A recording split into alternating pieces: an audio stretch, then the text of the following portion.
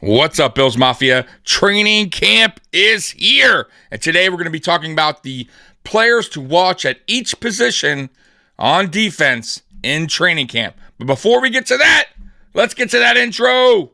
This is PZ Music.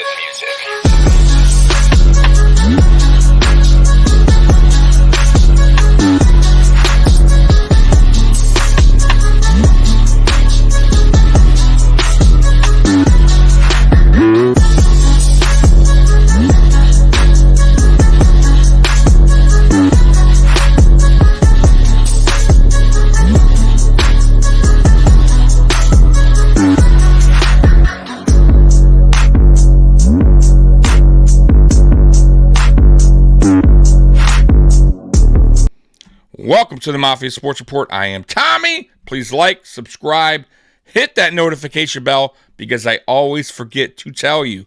What is up, Bills Mafia? This week, training camp starts. Football is back, baby.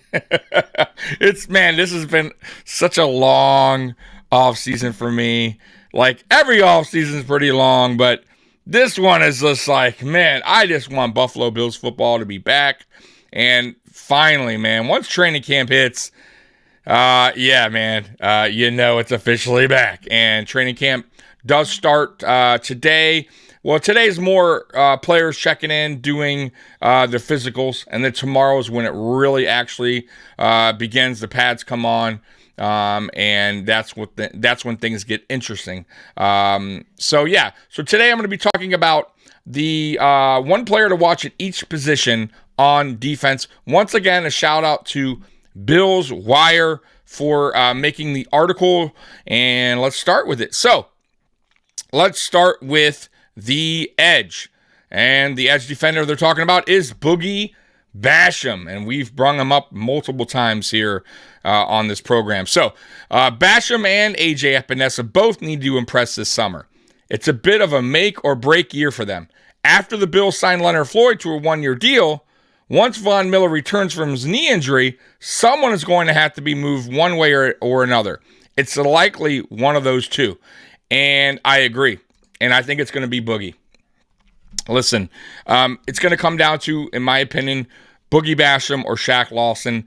And just from the way that Shaq Lawson played last year, I think it's going to wind up being Boogie.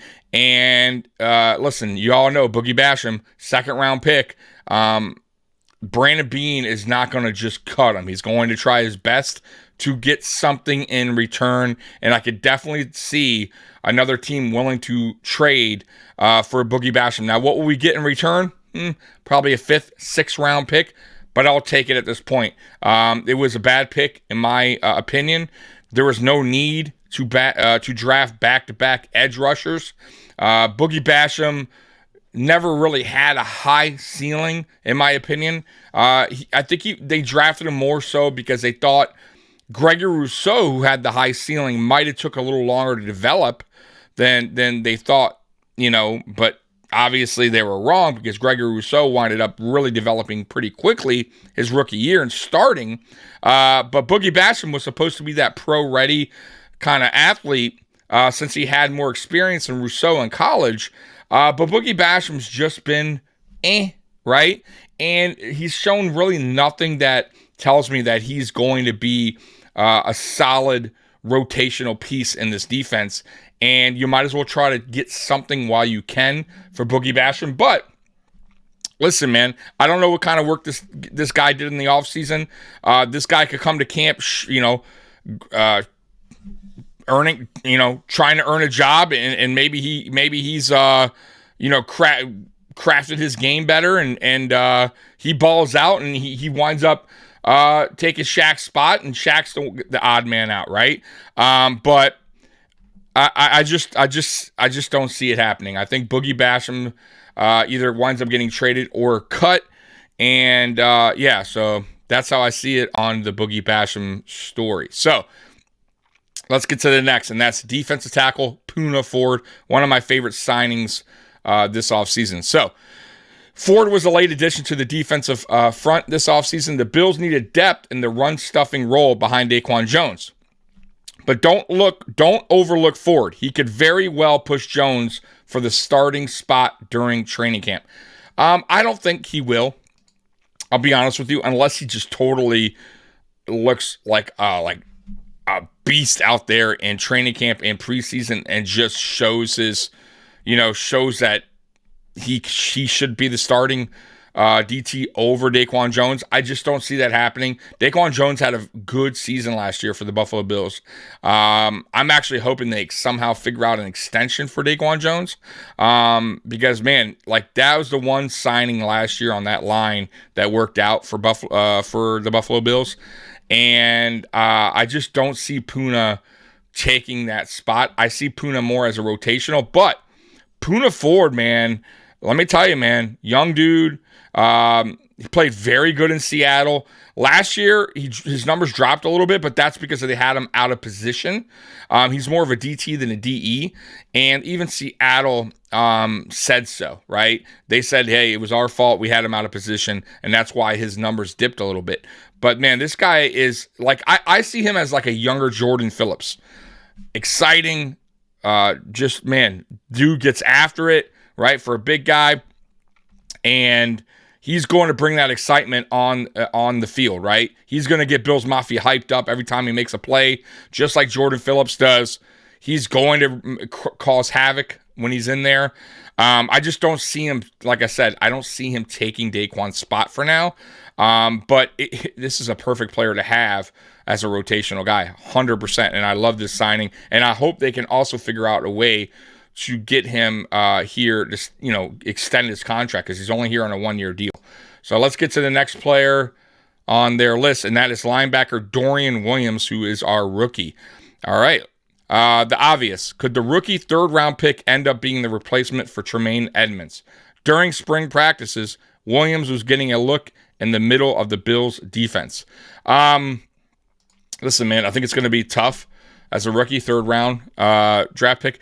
You got Dorian Williams. You got Terrell Bernard, who was our third-round pick from last year. You also got A.J. Klein, right? And you got Balen Spector, right? And by the way, Spector's intriguing. He had a very good preseason last year. That dude was all over the field making plays. So he's a guy to keep an eye out on for sure, the Spector. But Dorian Williams, man, let me tell you, man, he is exactly what Sean McDermott wants on this defense. A faster linebacker, a guy that can actually put some pressure on the quarterback. I could see him getting more exotic linebacker blitzes with Dorian Williams there. By the way, with Taylor Rapp as well, who is like a hybrid linebacker safety. But Dorian Williams is intriguing. He really is. The dude is a tackling machine. The dude gets after it as far as getting to the quarterback goes. It's just how good is his pass coverage. That's what they really loved in Tremaine Edmunds. But I think McDermott's going a little bit different this year under his style of defense, which is more aggressive. And he likes those faster type linebackers, those smaller linebackers. So it's very possible that Dorian Williams could be the starting middle linebacker when week 1 rolls around. But I also want to be shocked if Spector is, and I also want to be shocked if it's more of a rotational thing where it's Dorian Williams, A.J. Klein, and Bernard. Maybe even Spector. But then, of course, Mikey had a great point. Who's calling the defensive play calling? I have a feeling, because listen, all those guys are young. All of those guys are young. It's a big responsibility, and the third-round picks. It's not like it's a first-round pick in Edmunds, who, by the way, Edmunds is a super intelligent guy, first-round pick, caught onto the defense really fast. And honestly, who knows with these guys? How fast are they going to catch on to McDermott's defense? A little bit different now. It's not Frazier's defense. So having them be responsible for defensive play calling right away on the field is dicey. So I could definitely see like a Milano, even though Milano has never done it, but he's been in the system a while. Or I could see one of the safeties, Poyer or Hyde, taking on that duty. But we'll see. We shall see. Training camp will be very interesting for these players, these battles, position battles. So let's go to the next player. and that is cornerback Kaiir Elam. So they say you'd like a first round pick to have a smoother year than Kaiir Elam had in 2022. By the end of the playoffs, he was playing well, but the Bills are still making him earn his starting spot for next season. During spring practices, Elam was splitting reps with likes of Dane Jackson and Christian Benford. Let the battle begin. And I agree, man. Listen, last year, y'all know what happened. Christian Benford winded up being week 1 starting CB2. And everyone was like, what the right? What is going on here? Our first round pick is benched over a 6th round Christian Benford. It was the right move, in my opinion. I think Kaiir was still getting used to that kind of zone defense. And maybe it took him a little bit longer to catch on to that than what it did to Christian Benford. But I think Kaiir Elam has a higher ceiling than Benford. And I think Benford I think they're really trying to transition him to safety. So this year, I could see Kaiir Elam taking a big step in year 2. Now that he's got used to the defense, and he's going to have obviously you have training camp now, you have preseason now, and he's going to master his craft a little better. Also, he's going to be working with Trey White. Remember, Trey White last year in training camp, and all season, really, training camp, preseason, he was just recovering from the ACL. So he'll have him now to really kind of be in that room with him, where before Trey White was just rehabbing. So that will help Kaiir Elam as well. But I listen, man, they drafted him in the first round for a reason. If you go look back and look at his film in college, he was an excellent corner. Guy played very physical, which is exactly what the Buffalo Bills need to do. And if Sean McDermott, tells us he's going to be an aggressive style on defense this season, then I expect Kaiir Elam to be a little bit more on man coverage, a little bit more man press. So, and he's the guy to do it, right? So instead of that soft zone that Frazier was constantly running. So Kaiir Elam is a perfect match for McDermott's defense. So we'll see, but I have a feeling Kaiir Elam will get that number 2 spot. I think it's going to be Trey at 1, Kaiir at 2, and then you got a battle between Dane and Christian Benford at 3, and then of course you got Teron Johnson, who's our slot cover. So and he ain't going anywhere. So now let's get to safety, Damar Hamlin. So Hamlin was a full participant in spring practices. Everyone in the NFL will be monitoring him to see if he's ready for an actual football game by September. A heck of a story that will be. And I agree, man. Listen, man, everybody's rooting for Damar Hamlin. Everybody across the whole NFL, right, is going to be watching for Damar Hamlin, right? And, or going on Twitter to see how he's doing in camp. And really, they're going to, that first preseason game is going to be epic when he plays, right? Trust me, it's good. You're going to see highlights, right? And people are like, damn, preseason highlight on a player. But that's how important it is for people to see, or intriguing to see Damar Hamlin get back out there and actually play some real football again. It's crazy. I honestly, guys, I didn't think Damar Hamlin would return this season. I thought he was going to take at least a year off to kind of just get his mind and body right, But hey, he's young. The doctors say he's good to go. He showed up to OTAs, to minicamp. But now's the real deal. Now's where the pads come on. Now's where the hitting takes place. Mentally, once he gets past that hurdle of, okay, I made a couple hits already, I'm good to go. I think him and the rest of the team will take a deep breath, a sigh of relief, and go, cool, okay, let's do it. He's good. We're ready to go, right? Because trust me, the first time he makes a hit, right, and goes down, right? I'm just saying, tackles the players on the ground, goes to get up. It's going to run through people's minds, right? This coaching staff, the players in the field, they're going to have a little flashback for a quick second. And once he gets up and everything's fine, I think everything moves on and football's back to football, right? For them. I'm just saying. Because I know right now in their mind, they're maybe not thinking of it. But trust me, when he makes that first hit, like I said, and his first tackle, and he's on the ground, he goes to get it's going to run across teammates' minds, okay? But once that's over with and he's good to go, he's back in the huddle, right? Good. We're good. I think everybody's good to go. That mental hurdle is over, and for him, for the players, for the coaching, and that's what people are wanting to see. And I think he's gonna have a bounce back, career kind of. Listen, I love DeMar coming out of Pittsburgh. I thought DeMar Hamlin was going to be the replacement for Hyde once Hyde retired anyways. Now, when he filled in for Hyde last year, it was a bit shaky at times. I didn't think he played great, but I didn't think he played awful either. I thought he played pretty good for a guy that wasn't expected to play right away, right? No one expected Micah Hyde to have a neck injury like that, season ending.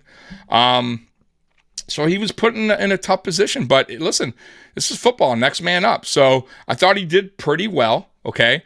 And he actually learned a lot while he was on the field because he had a lot of games that he played last year before the injury. So let's see what happens now coming back. And listen, I would be shocked if he doesn't make this roster. I would be. They're going to find a place for him on this roster. Like I said, I thought he was a good backup reserve safety and a guy that they're going to groom into that position, I believe. Now, even if it doesn't, he's still a good rotational guy to have in the future. Even if they believe he's not a starting safety in this league, I still think he's good as a depth player, right? So anyways, guys, that's it for the list. If you guys have anyone that you want to add to this list, obviously comment below. I'll throw another guy out there. For me, why not? So on defense, another guy to look out for. I'm going to say Jordan Phillips. And the reason why I say Jordan Phillips is they re-signed him to a 1-year deal. But listen, Jordan Phillips, when healthy, that dude is a monster. That dude gets to it, right? He's energetic. He's like a Puna Ford. He's an older Puna Ford, right? He gets to the quarterback, good pressure, good player to have, good locker room guy. Love the dude. But the reality is he has not been healthy the last, 2-3 seasons, right? He's battled through injuries. And, he has to get over that hurdle of the injuries, right? And if he doesn't, it's just some players unfortunately run into this as they age, and there's just no way out of it, right? Let's hope he can stay healthy. So that'll be something to look at in training camp and in preseason if he can stay healthy. Because if he doesn't, let's say he starts to already get banged up, he could be a surprise cut. He could be. I mean, they only give him a 1-year deal. Listen, what does McDermott say? Your best ability is your availability. And if he's just not available, then what's the point of having him on the team? And I love the guy. I do. He's like my man crush. I love Jordan Phillips, but you got to be available. And last year, when he was available, played great. But that's when he was available. And he wasn't available for a lot of last season. And when he was kind of still hampering, the leg there because he had that early leg injury, right? He pulled his hamstring, so he was battling with the hamstring all season, and then he winds up hurting his shoulder or his elbow, whatever. I think it was his shoulder, running after Mac Jones. So it's like certain plays, man. And I love him, but you gotta know you're not gonna run downfield at 350 pounds trying to, trying to celebrate with your team on an interception. Like, dude, you gotta know you gotta be smarter than that. But I get it. He's a football player. It is what it is. So, anyways, guys, put your player, comment below, and until next time, Bills Mafia, I love you. And as always, go Bills. I'm out of here. Peace.